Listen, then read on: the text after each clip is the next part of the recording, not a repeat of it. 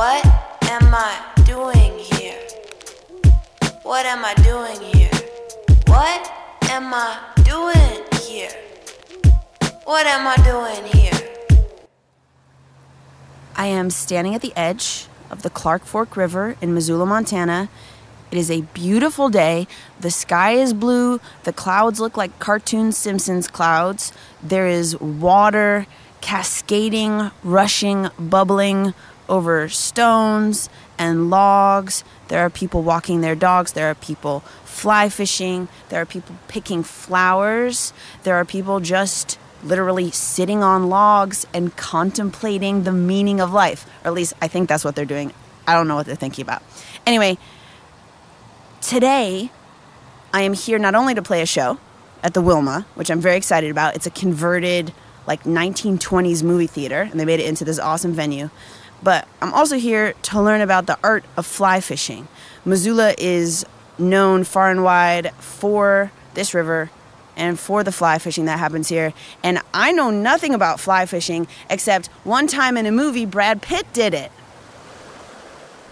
Today, I will be talking to Dan, who is the Vice President of Operations at Logjam Presents, which is the promoter that's putting on our show tonight, about Missoula, about fly fishing, and about why he made the pilgrimage from St. Louis, Missouri, all the way to Missoula, Montana. Yeah, tell me, I guess, just to begin, how did you get to Missoula? Sure. Where do you come from? What are you doing here? Absolutely.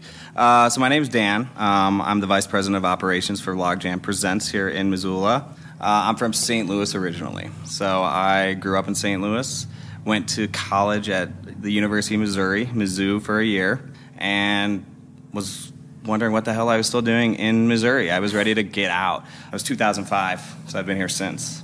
You know, I tried everything. So when I was in school, I had to try skiing, I had to try fly fishing, I had to become a part of this community and kind of learn what people do here and what keeps this place ticking. So I started really spending a lot of time fly fishing. Started my own concert production company, which is where I've worked with you in the past already. And yeah, it all kind of went from there. What are the principles of fly fishing? You know, I'd say for me, and I'm no professional at fly fishing, that's for sure. For me, that sport taught me patience. It is very much required in that sport, whether you're tying your fly on to the rod and reel, you know, and just, you know, even doing just the knots. I mean, there's patience involved. There's patience in waiting and hoping that a fish likes the look of the bug you're using. Entomology becomes a big thing where you're trying to read the bugs and the hatches around you and have a sense of what's going on and what do the fish want to eat. So it's a thinking sport. It taught me patience. For me, it was bringing my puppy at the time out and fishing and just getting out of the city and getting away. So whether I caught a fish or not, I found some peace in learning patience with that sport. Right. So would it be accurate to say that fly fishing is sort of like there's a holistic nature to it where it's like you have to know something about bugs, you have to be like hiking through, physically standing in a river perhaps? Because I feel like Absolutely. My vision of fly fishing is like you're wearing waders and boots and you're in the water up to your waist or whatever, and fishing. Yeah, I would say there's something holistic about it and therapeutic, really. I mean, you can do research and there's a lot of therapy that can be done with that sport, which is, again, the patience and sort of therapy of just being out there and being in Missoula, Montana, nestled in these mountains and exploring the rivers up here. We've got within 50, 100 miles, you know, blue ribbon streams, top 100 streams in the world within this city, which is why I ended up staying here. I kind of feel like I would like to fly fish in a way because there is something about like, there's a DIY component. Absolutely. It feels, and that is really cool to me. Not to denigrate other fishing, but I think it's what makes fly fishing special. It sounds like it. Yeah, you know, and you could take this to a whole nother level. I think probably maybe 8-9 years ago, I took a fly tying class. So I learned how to start to create those bugs and actually get all the materials. That was probably the coolest experience I've had at fly fishing, was going out with a bug that I created, that I tied myself, and had fish going after it. And that's a whole other thing of patience and time and sitting there and tying your own bugs. pretty cool. Tying your own bugs is like writing songs. This is where I'm going with this analogy. Tying your own bugs is like writing your own songs. And then catching fish is like people showing up to your concert. So it's like, I mean, here we are in Missoula, Montana. I grew up in Chicago. I live in Los Angeles. I've made these songs. I've made these bugs. And now the trout are going to come to the show. Yeah, I like it. No, I think there's some truth to that. Not to call people trout. I love the people of Missoula, and you are not trout, nor are any people. I'm going to say someone's name, and then I want you to say 3 words. Norman McLean. Missoula. A river runs through it. That's more than 3 words. And as a quick interjection right here, I wanted to read a quote from the very iconic collection of stories called A River Runs Through It by Norman McLean, which was published in 1976. And it goes like this. Eventually, all things merge into one, and a river runs through it. The river was cut by the world's great flood and runs over rocks from the basement of time. On some of those rocks are timeless raindrops. Under the rocks are the words, and some of the words are theirs. I am haunted by waters.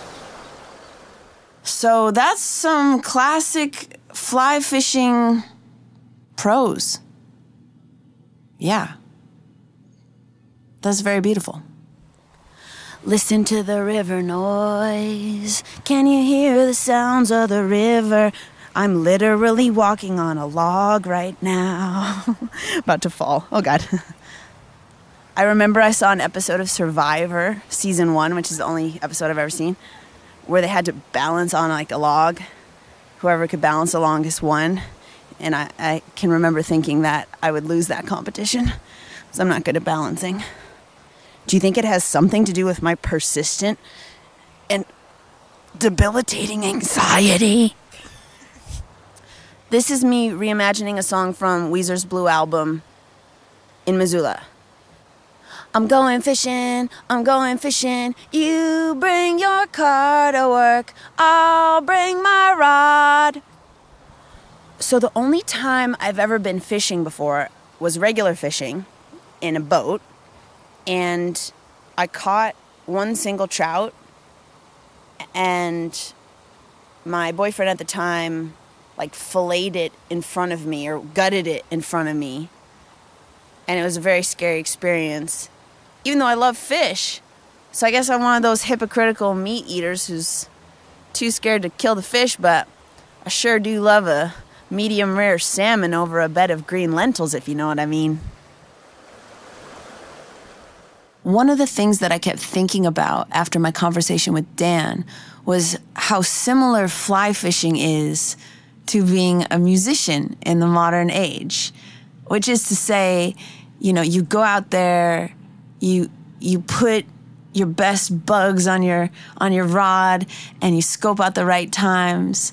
You try to put out songs that matter. You try to create albums that mean something to you. But, you know, you may catch 8 trout, you may catch none.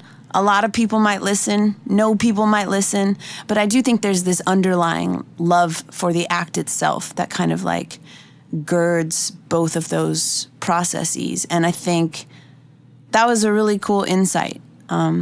So this week, yeah, I encourage you to think about like what's your fly fishing? What's the thing that you do that you're patient with, you're resilient with, just because you love it? If you want to talk to me about stuff on the internet, you can use the hashtag K.Flay Show, or you can email me at thekflayshow@gmail.com. And of course, you can listen to my new album, Solutions, everywhere that you like to listen to music. So there's a new episode of What Am I Doing Here every week. Be sure to set a reminder for the K.Flay Show after 9 a.m. on Wednesday. And I'm on tour this fall. Visit kflay.com/tour to get your tickets.